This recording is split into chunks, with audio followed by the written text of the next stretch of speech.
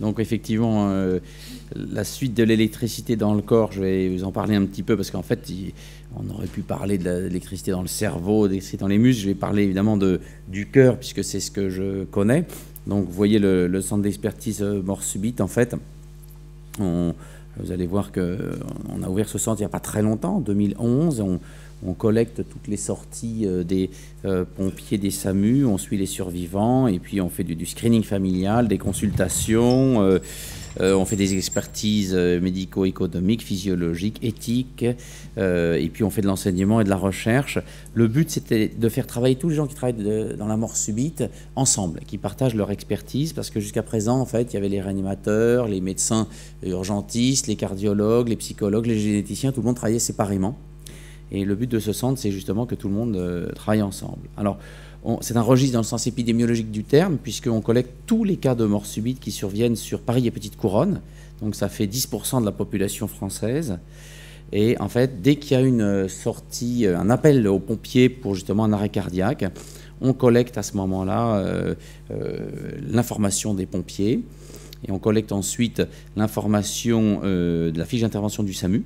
Et puis, si le patient est survivant, son compte-rendu d'hospitalisation. S'il y a des discordances entre pompiers et SAMU, on va dans les casernes, on va dans les SAMU, et puis on travaille beaucoup sur la qualité de l'information. Donc là, maintenant, au bout de, vous voyez, depuis 2011, on a 15 000 arrêts cardiaques. Et effectivement, ça nous permet, le fait d'être exhaustif sur une région donnée, de calculer l'incidence en faisant l'hypothèse à peu près soutenable que finalement le reste de la population française devrait être la même chose. C'est à peu près 40 000 morts subites par an en France. 40 000 morts subites, c'est considérable, on en parle très peu. Pourquoi si on additionne les cancers les décès par cancer de la prostate, par cancer du poumon, les décès par sida, les décès par accident de la route, on n'arrive même pas à ce chiffre-là. Et pourquoi est-ce qu'on ne s'occupe pas beaucoup de la mort subite? La plupart du temps, parce que déjà le mot, la mort subite, les gens disent c'est trop tard, on ne peut rien faire. Vous n'avez qu'à changer de mot parce qu'on m'a déjà dit ça, c'est vraiment pas très bien. Et souvent, la mort subite, elle survient, les gens n'ont pas le temps d'arriver à l'hôpital vivant, donc ils décèdent à domicile et en fait, ils sont généralement pas vraiment comptabilisés. Et finalement, ils ne sont pas hospitalisés, donc on en parle très peu. Alors, vous voyez que sur les 15 000 arrêts cardiaques, il y a simplement 500 survivants, donc ça fait une survie de 7%, c'est ce qu'on a à peu près, malgré des réanimations administrées par les pompiers, les SAMU, et maintenant justement le témoin, puisque ça change un peu le pronostic de faire masser les témoins et d'administrer rapidement un choc par défibrillateur. Alors je vais y reparler. Donc là, c'est les mots, tous les mots électriques. J'ai beaucoup aimé effectivement l'expression de 1780 de physicien électrisant. Et donc maintenant, il y a énormément d'autres... alors ça, c'était un des mots en anglais, hein, je suis désolé. Sur la fonction cardiaque en elle-même. Sur la fonction cardiaque, il y a quelque chose d'extraordinaire qui est effectivement que nous avons cette espèce d'horloge biologique qui existe depuis qu'on a la taille d'un haricot. C'est-à-dire que vous prenez votre âge, vous rajoutez 8 mois et votre cœur bat depuis votre âge plus 8 mois. Puisque quand on a été gros comme ça dans le ventre de notre mère, de la taille d'un haricot, il y a déjà, on voit très bien à l'échographie, au Doppler, on peut même enregistrer les bruits. Je l'ai fait pour mon fils aîné qui a maintenant 23 ans, il était gros comme ça. Et on enregistre les bruits du cœur, puisqu'il y a effectivement cette petite machine, cette horloge biologique qui est extraordinaire puisque c'est les battements du cœur. Et cette horloge, elle est extraordinaire parce que vous êtes vivant, c'est parce qu'elle bat exactement comme il faut, elle ralentit quand vous êtes au repos, elle s'accélère à l'effort, aux émotions, c'est régulier, il n'y a quasiment pas d'extrasystole, quelques-unes.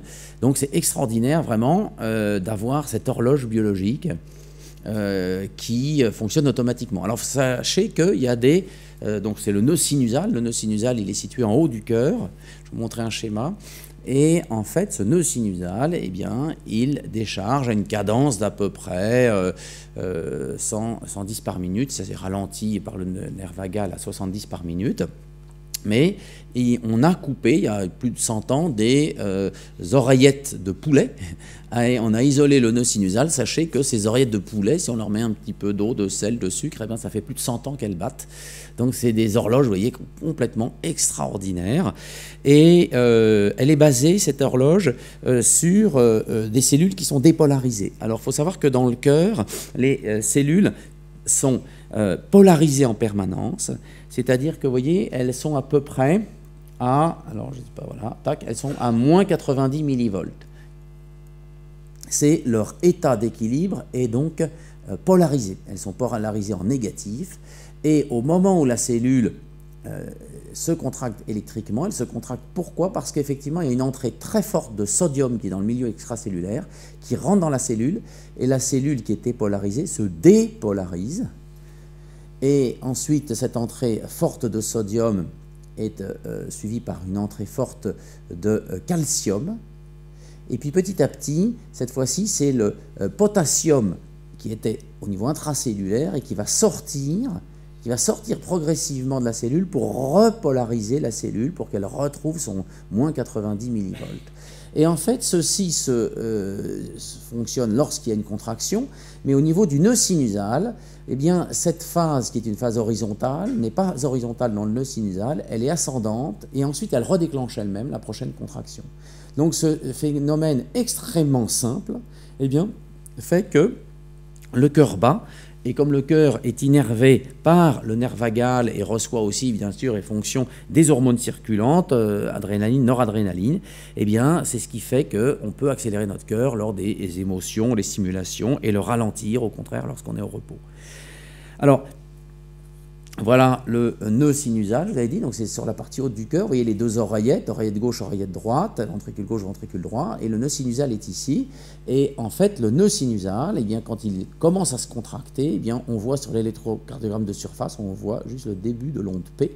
Cette onde P, ça correspond à la dépolarisation des oreillettes, donc l'influx électrique progresse, je vous le montrerai tout à l'heure, de manière dynamique dans les oreillettes, et ça fait sur l'électrocardiogramme, vous avez tous eu déjà un électrocardiogramme, vous avez, voilà, ça fait l'onde P de dépolarisation des oreillettes. Et puis ensuite, l'électricité arrive au nœud auriculo-ventriculaire, qui est le seul passage entre les oreillettes et les ventricules, puisque sinon là il y a les valves. Et une fois que cet influx électrique traverse le nœud ventriculaire, il va dans le faisceau de His et puis dans les deux branches. Et à ce moment-là, il y a le début de dépolarisation du ventricule qui est beaucoup plus importante électriquement. Il y a beaucoup plus de muscles, d'épaisseur de muscles. Et c'est ça vraiment qui fait la pompe du cœur, c'est la contraction des deux ventricules. Alors évidemment, ça ne marche pas toujours aussi bien. Dans quelques cas, vous voyez qu'il y a un rythme normal et puis tout à coup, paf, ça part en orage rythmique, en fibrillation ventriculaire, en tachycardie ventriculaire. Vous voyez ici en agrandi ce qui se passe. C'est-à-dire que c'est un orage rythmique, au lieu d'avoir une contraction bien régulière, c'est une contraction complètement désorganisée, beaucoup trop rapide, et la pompe mécanique n'a plus le temps de se remplir. Donc, comme elle ne peut plus se remplir, elle fibrille, donc il n'y a pas d'efficacité hémodynamique. Le sang, à ce moment-là, ne monte plus au cerveau, la personne perd connaissance quasi immédiatement dans les secondes qui suivent. Et le mécanisme de la mort subite, c'est celui-ci, c'est-à-dire c'est un orage rythmique, fibrillation ventriculaire ou tachycardie ventriculaire, et cet orage rythmique dure quelques minutes et ensuite il n'y a plus rien, le muscle est épuisé électriquement et musculairement et c'est le tracé plat. Et une fois que c'est le tracé plat, bon là c'est fini, évidemment. Simplement, le but est d'arriver, est-ce que les équipes de médecins arrivent suffisamment tôt pendant cet orage rythmique pour pouvoir, grâce à l'administration d'un choc électrique externe, vous avez dû avoir des défibrillateurs, pouvoir casser l'arythmie pour repartir effectivement en rythme sinusal. Donc vous voyez ici Philippe Coumel qui a décrit justement un type de tachycardie, c'est un Français. Alors, au niveau cellulaire, pourquoi est-ce qu'il y a ces anomalies-là? Alors, il a été décrit plusieurs anomalies de fonctionnement. Hein. Par exemple, ici, c'est une anomalie sur l'électrocardiogramme de surface. C'est les frères Brugada qui ont décrit cette anomalie, où au lieu d'avoir un QRS fin, comme vous avez tout à l'heure, eh bien, on a cet aspect-là. Et vous voyez qu'à ce moment-là, c'est les patients qui ont ça, il suffit qu'ils aient une extrasystole, et à ce moment-là, ils partent en orage rythmique. Et si ça ne s'arrête pas spontanément, le patient décède au bout de quelques minutes. Alors, pourquoi au niveau cellulaire, maintenant, si on reprend ce qu'on avait vu tout à l'heure, eh bien tout simplement, il peut y avoir des anomalies, soit à la fois dans la dépolarisation ou dans la repolarisation, et ça peut se passer à la fois au niveau de l'endocarde, de l'épicarde, donc à la partie intérieure du cœur ou extérieure du cœur. C'est ce qu'on appelle les réentrées électriques, notamment. Alors, pour que cet orage rythmique survienne, il faut, je vous en ai montré 2 exemples, mais il faut qu'il y ait un substrat, on l'a vu, mais il faut qu'il y ait aussi en jeu le système nerveux autonome. Et on va parler du système nerveux autonome, et il faut qu'il y ait une gâchette, par exemple une extrasystole, une toute petite anomalie. On a fait tous quelques extrasystoles, une fois de temps en temps. Pour nous, on n'en rend même pas compte parfois, mais c'est l'association des trois qui fait qu'à un moment, il va y avoir cette catastrophe qui est la fibrillation ventriculaire. C'est un peu comme les accidents d'avion, il faut qu'il y ait une conjonction de systèmes qui surviennent à un même moment.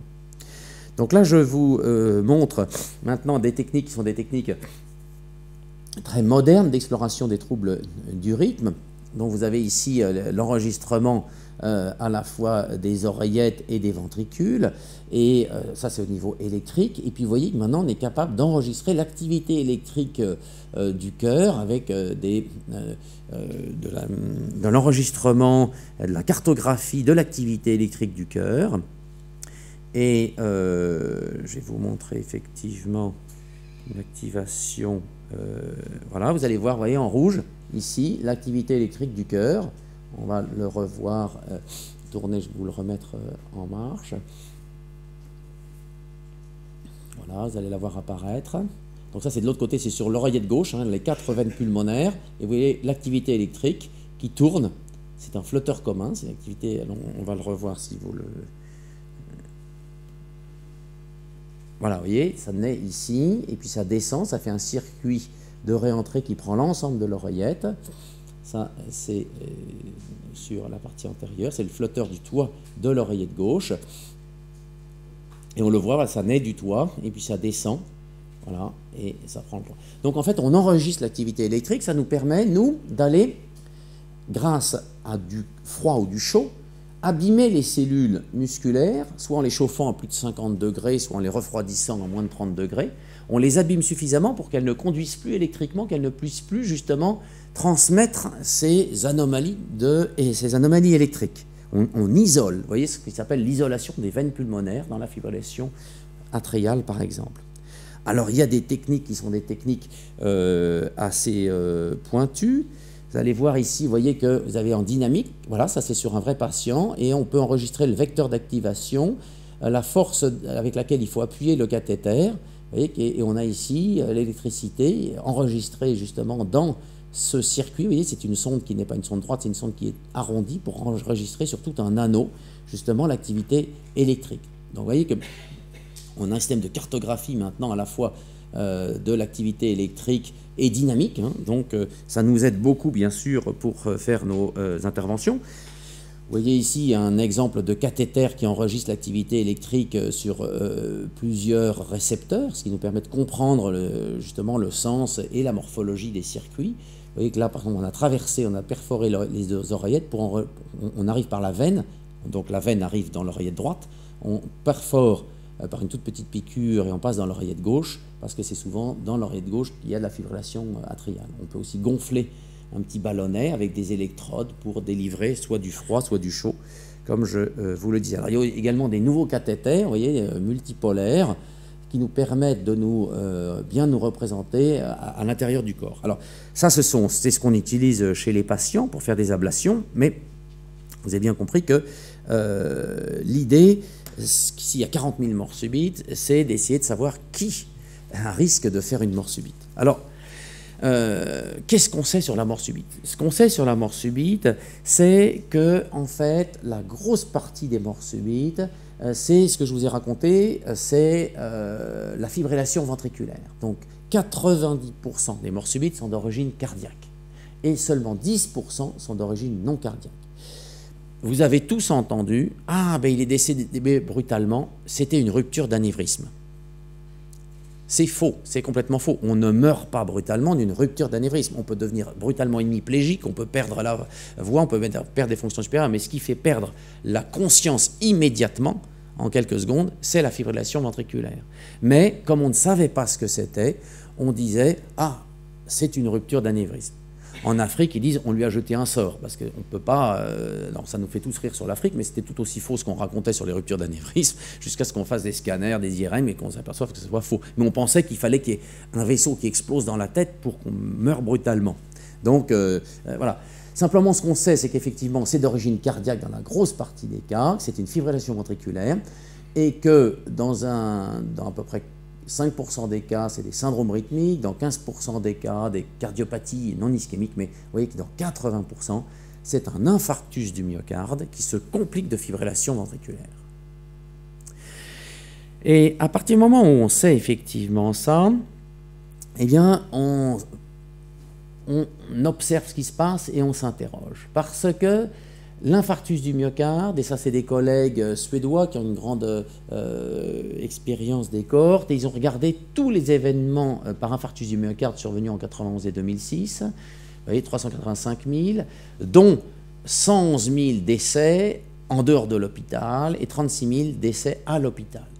Ça veut dire que quoi? Ça veut dire, vous voyez tout de suite le rapport des deux, et vous voyez l'évolution. Donc quand on fait un infarctus, on en survit dans la grosse majeure partie des cas. Maintenant, le taux de mortalité de l'infarctus du myocarde quand on est hospitalisé, le taux de mortalité, il est à peu près de 6%.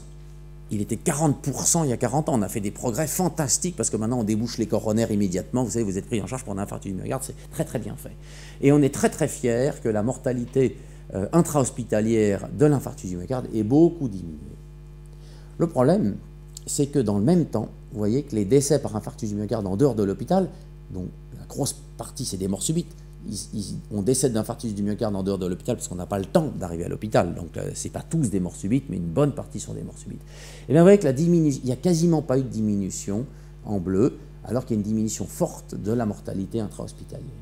Et la plupart des progrès qu'on fait sont des progrès qui concernent l'hôpital. C'est normal, c'est les médecins hospitaliers dont je fais partie, qui ont fait de la recherche, on communique, et donc voilà, on a des budgets.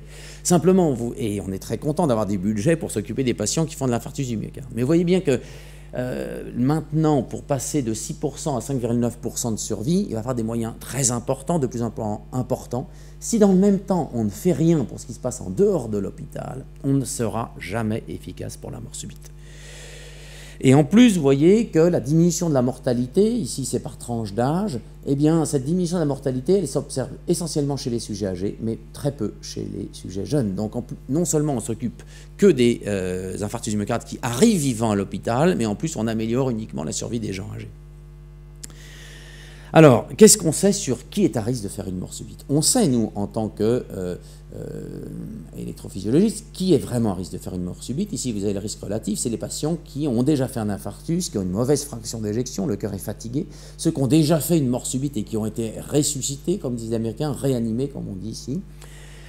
Mais si à tous ces patients-là, qui sont très à risque de faire une mort subite, on leur implantait un défibrillateur. Vous savez que c'est un défibrillateur implantable, c'est comme un pacemaker, mais qui enregistre le rythme, c'est un peu plus gros qu'un pacemaker, et si jamais il y a une fibrillation ventriculaire, le défibrillateur envoie un choc électrique immédiatement dans le cœur pour défibriller.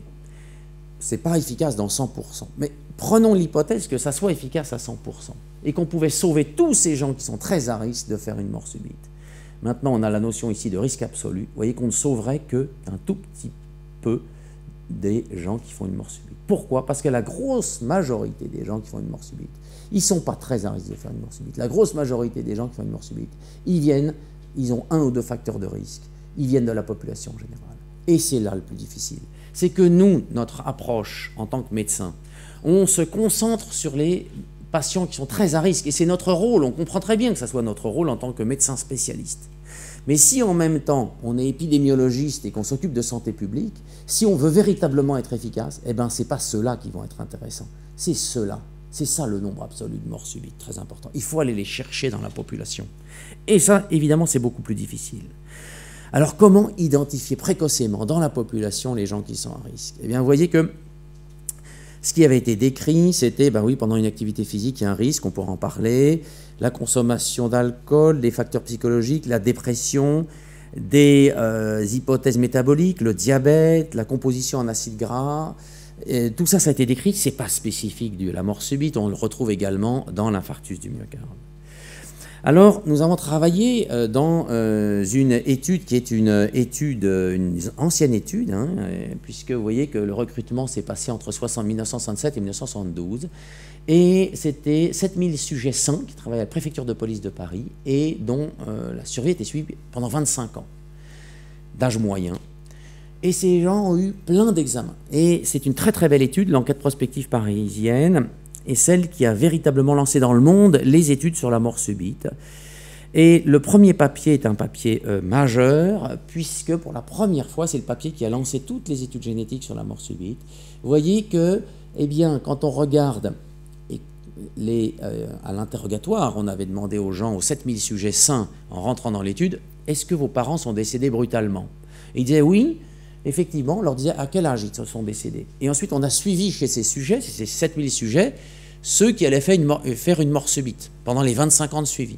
Eh bien, vous voyez que ceux qui vont faire une mort subite pendant leur suivi, leurs parents ont fait une mort subite à peu près au même âge. Il y a une corrélation positive des âges, et que s'il y avait un des deux parents qui a fait une mort subite, le risque de ces hommes était multiplié par 2 par rapport à la population générale, et si les 2 parents avaient fait une mort subite, leur risque était multiplié par plus de 9, ce qui est évidemment très considérable. Et c'est à ce moment-là qu'on a proposé une façon de raisonner différente. Jusqu'à présent, les gens comparaient des morts subites à des sujets contrôle vivant en disant bah, très bien, devant 2 personnes, pourquoi est-ce qu'il y en a une qui va décéder de mort subite alors que l'autre non? C'est très légitime comme question. Mais ce n'était pas ça la question qu'il fallait se poser. La question qu'il fallait se poser, c'est devant 2 personnes qui bougent toutes les 2 une coronaire, pourquoi il y en a un qui va faire l'infarctus du myocarde classique, qui va appeler le SAMU, il va avoir le temps d'être emmené à l'hôpital, d'être débouché, et l'autre, le même, qui bouge la même coronaire, au même âge, il n'a quasiment pas le temps de se plaindre, il fait une fibrillation ventriculaire, donc un problème rythmique immédiat, et il fait une mort subite. Et donc, l'idée était de comparer les gens décédés de mort subite aux gens décédés d'infarctus du myocarde, puisque comme ça, l'ensemble de ces gens-là ont tous du cholestérol, des triglycérides, du tabac, d'hypertension, etc. Et comme ça, on voulait mettre en évidence un facteur de vulnérabilité rythmique, on parle de vulnérabilité électrique, du cœur en phase d'ischémie. Et on a travaillé sur la fréquence cardiaque. Je vous ai parlé de la fréquence cardiaque, comment c'était géré, et on a regardé si finalement la fréquence cardiaque au repos permettait d'identifier les gens qui étaient plus à risque de faire une mort subite au cours du suivi. Et vous voyez ici, donc à l'entrée dans l'étude, la fréquence cardiaque quand elle était inférieure à 60, c'est ceux-là qui ont été pris comme référence, et puis la fréquence cardiaque entre 60 et 64, vous voyez, la fréquence cardiaque croissante. Et on voit que le risque de mort subite, en gris foncé, augmente progressivement avec la fréquence cardiaque de repos enregistrée 10, 20, 15 ans auparavant. Mais vous voyez que les autres types de mortalité augmentent aussi. Effectivement, la fréquence cardiaque de repos identifie un risque de mortalité, mais non spécifique à la mort subite. Donc on a été plus loin, on a regardé le comportement de la fréquence cardiaque à l'effort. Ces 7000 sujets avaient fait une épreuve d'effort. Ils étaient mis sur un vélo, on leur a demandé de pédaler au maximum pour atteindre leur fréquence maximale théorique. Et quand on fait, alors on a recherché plein de modélisations mathématiques, mais finalement le plus simple, et la plus prédictive, c'est la différence entre la fréquence maximale qu'ils ont atteint et leur fréquence de repos. Donc la différence, vous voyez, faites la différence entre la fréquence maximale et la fréquence de repos. Et si on prend comme référence les gens qui augmentent bien leur fréquence cardiaque à l'effort, eh bien ceux qui augmentent insuffisamment leur fréquence à l'effort ont un risque 4 fois plus élevé de faire une mort subite au cours des 25 ans de suivi. Et là, ça nous pose un peu de problème. Pour revenir précédemment, vous voyez que là, c'était quand la fréquence augmentait qu'on était plus à risque. Vous voyez? Et là, c'est le contraire. C'est quand la fréquence cardiaque augmente insuffisamment qu'on est à risque. Donc ça va dans l'autre sens. Donc en termes d'explication, on est moins à l'aise. Je reviens en arrière. Ici, on se dit très bien, c'est le frein qui est insuffisant. Le freinage, on a un système accélérateur et puis un système de frein. On dit, là, c'est le frein qui ne marche pas. Le frein ne marche pas et donc on comprend qu'il y a une extrasystole, il n'y a pas assez de frein, pof, le cœur part. Et cette fois-ci, là, c'est l'accélérateur qui ne marche pas. La personne n'augmente pas suffisamment sa fréquence cardiaque à l'effort. Donc ça veut dire, ah bah oui, mais très bien, mais là, c'est l'accélérateur aussi qui ne marche pas. Alors on dit, oui, ben alors, ça veut dire qu'il faut à la fois avoir un problème de frein et d'accélérateur. Bon, ça devient un petit peu compliqué. Donc ça, c'est simplement la même chose, mais lors de la récupération de la fréquence cardiaque à l'arrêt de l'effort. Et on a regardé une autre chose, qui est la stimulation de la fréquence cardiaque, non pas lors d'un effort physique, mais lors d'un stress psychique. Et lors d'un stress psychique, vous voyez que, cette fois-ci, c'est ceux qui augmentent beaucoup leur fréquence cardiaque lors du stress psychique qui ont un risque plus élevé de mort subite. Ceci n'est pas observé pour les décès par infarctus du myocarde, ni pour les autres décès. Et alors, cette image est très troublante. Je vais vous l'expliquer. Ici, vous avez l'augmentation de fréquence cardiaque pendant l'exercice physique. Ici, vous avez l'augmentation de la fréquence cardiaque pendant le stress psychique. Les 7000 sujets, ce sont les petits points que vous voyez partout. Première constatation, c'est une grosse patate au milieu.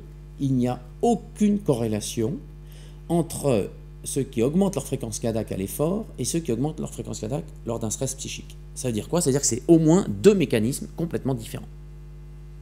Ce n'est pas le même mécanisme qui est utilisé lors d'un stress psychique ou lors d'un stress physique. Maintenant, on regarde les étoiles. Les étoiles, c'est quoi? Vous en doutez? C'est ceux parmi ces petits points des 7000 sujets qui vont faire une mort subite pendant les 25 ans de suivi. Donc on a enregistré leur fréquence cardiaque au stress et à l'effort, et dans les 25 ans qui suivent, regardez, il n'y en a aucun qui est ici, la majeure partie est dans la partie droite et inférieure du tableau. C'est-à-dire que ceux qui augmentent bien leur fréquence cardiaque lors d'un exercice physique et peu leur fréquence cardiaque lors d'un stress psychique ne font pas de mort subite. Et inversement, ceux qui augmentent peu leur fréquence cardiaque à l'effort et beaucoup lors d'un stress psychique, c'est ceux-là qui sont à risque de mort subite. Donc on le voit très bien imagé ici. Vous avez ici la fréquence cardiaque lors de l'exercice et ici lors du stress mental. Vous voyez que c'est ici le risque maximum.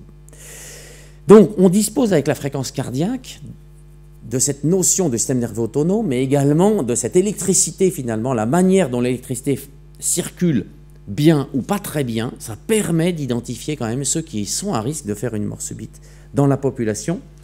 Et un autre exemple de stress, on a enregistré, je vous l'ai montré, sur Paris et la petite couronne, mais ici c'est sur Paris, les cas de mort subite. Les cas de mort subite sont illustrés là pendant un an en rouge. Qu'est-ce qu'on a fait? On a travaillé avec l'agence d'urbanisme de la ville de Paris et on a découpé Paris en petits carrés de 200 mètres sur 200 mètres. Voilà, c'est déjà pas facile à voir, en plus l'image saute un peu. Et vous voyez que dans ces carrés de 200 mètres sur 200 mètres, on a enregistré les caractéristiques des gens qu'il y avait dans ces carrés. On a enregistré, par exemple, la densité d'habitation. Alors évidemment, on dit, plus il y a de gens qui habitent dans ce petit carré, plus il va y avoir de morts subites. On comprend très bien ça. Mais plus que la densité d'habitation, c'est la densité de flux. C'est-à-dire quel est le flux de gens qui traversent ce carré. Et là, on se dit, ah bah oui, c'est normal aussi, c'est plutôt le flux. Plus que la densité d'habitation, c'est le flux qui est. Et on s'est dit, très bien, on va donc comparer maintenant les flux importants. Parmi les carrés qui ont des flux importants, on a très facilement identifié eh bien, les gares, évidemment, mais aussi les lieux touristiques. Et pour chaque gare, on lui a fait correspondre un lieu touristique où il y avait à peu près le même flux. Donc cette fois-ci, on se met dans des carrés qui sont à même flux et on oppose une gare à un lieu touristique en fonction de la densité de flux. Et vous voyez que le nombre de morts subites n'est absolument pas le même. Il est beaucoup plus élevé dans les gares que dans les lieux touristiques. Pourquoi? Très certainement à cause du stress physique et psychique qu'il y a dans les gares, où on tire sa valise, on risque d'être en retard, on est stressé de rater son train, on a peur, on monte les escaliers, c'est le seul exercice qu'on fait dans l'année, de courir après son train pour partir en vacances, et donc on est à risque. Alors qu'en visitant les lieux touristiques, eh bien, on est plutôt décontracté, il n'y a pas du tout de stress physique ni psychique. Et ça, c'est intéressant, parce qu'en termes de santé publique, au lieu de dire, voilà, c'est là où il y a le plus de gens qu'il faut mettre le plus de défibrillateurs, ça va nous aider justement sur la stratégie d'implantation des défibrillateurs. Alors, autre exemple de stress, évidemment, c'est l'effort. Vous avez, je pense, tous vu à la télévision les morts subites de nos héros actuels, qui ne sont plus les mathématiciens ni les physiciens, je vous déçois beaucoup, bien sûr, mais sont les footballeurs. Les footballeurs de 20 ans sont les héros de notre société, et quand on voit un de nos héros tomber, là c'est une émotion collective, parce qu'on n'aime pas que voir ces héros mourir devant la télévision. Et là, donc, c'est Marc-Vivien Foé, qui est un joueur de football, donc, qui a fait sa mort subite, et cette image est parfaitement illustrative de ce qui se passe, ou plutôt de ce qui se passait sur les terrains quand quelqu'un faisait une mort subite. Il ne se passait rien. Vous voyez? Il est en train de faire sa mort subite, il faudrait lui faire un massage cardiaque, mais les gens ne savent pas quoi faire, ils ne font rien. Ou plutôt, ils font ce qu'ils savent faire, c'est-à-dire que l'arbitre, lui, il siffle, mais en fait, le sifflement n'a pas d'effet sur la stimulation cardiaque et donc en fait il n'aide pas beaucoup.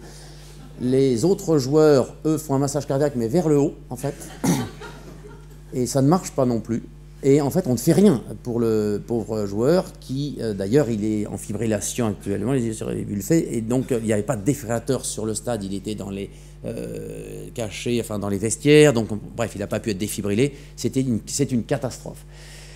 Ces décès des morts subites de l'athlète de haut niveau sont télévisés, procurent une émotion. Mais qu'en est-il des sportifs du dimanche? Sportifs du dimanche, on a fait là aussi un registre pendant 5 ans. Et en fait, on a identifié, voilà ce qui était connu. Je suis désolé, les âges ne passent pas. Ici, c'est les tranches d'âge. Hein, ça commence donc à 18 ans ici. Voilà ce qui était connu, sportifs de haut niveau. Voilà ce qui était inconnu.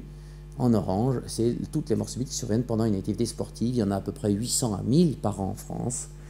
Et vous voyez, l'âge moyen 46 ans, sur les stades c'est 39 ans. Les 3 sports qui amènent le plus de morts subites, c'est le vélo, la course à pied et le football. Ce n'est pas tout à fait surprenant, c'est les sports les plus pratiqués. Mais surtout, ce qui est très étonnant, c'est en rose ici, c'est le très faible nombre de femmes.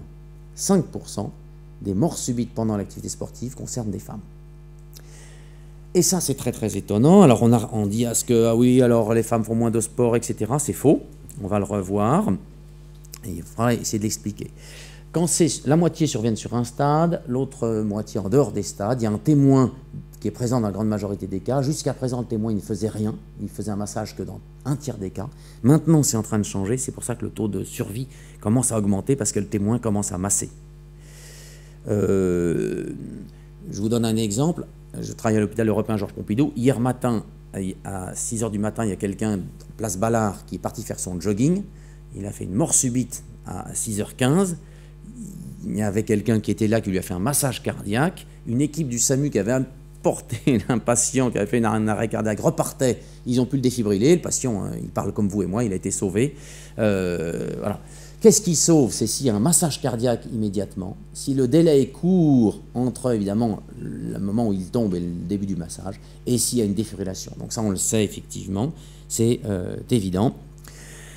Les causes des morts subites des sportifs, malheureusement, comme il n'y a quasiment plus d'autopsie, eh bien, chez le sportif de haut niveau, c'est connu, mais pas chez le sportif du dimanche. Et on revient ici sur quelque chose qui était quelque chose de très très étonnant, qui est pourquoi il y a aussi peu de femmes qui font une mort subite pendant une activité sportive. Alors ici, on a repris les 3 sports où les femmes donc, font le plus de sport, qui est du vélo, du course à pied et de la natation. Et là, on a comparé pour un même taux d'exposition, on a ajusté sur... voilà, et vous voyez que cette différence, ce surrisque chez les hommes persiste de manière très importante. Alors pourquoi? On n'a pas vraiment d'explication. Le côté protection hormonale ne peut pas jouer à ce niveau-là. Aussi important, la protection hormonale, généralement, c'est 2 tiers, 1 tiers. C'est l'infarctus du myocarde. Vous savez, 2 tiers d'hommes, 1 tiers de femmes, parce que les hormones féminines eh bien, protègent de l'infarctus du myocarde. Mais 95% contre 5%, non, c'est pas ça. Donc, il y a probablement d'autres facteurs qui interviennent dedans. C'est passionnant. Il y a une conséquence en termes de santé publique. Faut-il faire un certificat de non-contre-indication au sport les mêmes examens chez les hommes et chez les femmes, sachant que le certificat de non-contre-indication au sport, d'ailleurs je devrais corriger mon titre, on ne devrait pas dire On ne devrait pas aller chez le médecin pour qu'il vous autorise à faire du sport. On devrait dire un certificat de non-contre-indication à la sédentarité, puisque ce qui est dangereux, c'est la sédentarité. Ce n'est pas le sport, donc on devrait aller dans l'autre sens. Mais bref, actuellement, c'est le certificat de non-contre-indication au sport. Et en fait, souvent, c'est fait sur un bout de table, c'est fait comme ça. Bon, on examine un peu, on n'examine pas. Bon. Mais simplement, quand on voit cette différence, eh bien, même si on ne l'explique pas complètement en termes de santé publique, c'est légitime de se poser la question politiquement incorrecte. Eh bien, peut-être qu'il ne faut pas faire exactement les mêmes examens chez l'homme et chez la femme, puisque le risque est aussi différent. Je finis, ça c'est ma dernière diapositive, pour montrer qu'on est tous très schizophréniques. Et pourquoi? Je vais vous poser deux questions. Est-ce que vous envisagez qu'il est possible, légitime, de faire une compétition de sport dans un stade ou un gymnase s'il n'y a pas d'extincteur? Vous pensez que c'est possible? Non, c'est pas possible. Effectivement, c'est pas possible. Et non. Deuxième question. Combien y a-t-il eu de sportifs ou de spectateurs décédés brûlés l'année dernière en France dans un gymnase ou un stade? 0. Voilà. Je vous ai montré donc il y a à peu près 500 morts subites dans les stades et les gymnases. Ceux-ci, dans leur grande majorité, ne sont pas équipés de défibrillateurs. Donc vous voyez qu'on est prêt à investir dans notre tête sur un risque qu'on connaît qui est l'incendie et sur lequel on est prêt à investir en espérant qu'une seule chose, c'est que ça ne serve jamais. Et on est prêt à le faire pour l'incendie. Mais dans le cas de la mort subite, cet orage rythmique, on se trompe clairement de cible. Je vous remercie pour votre attention.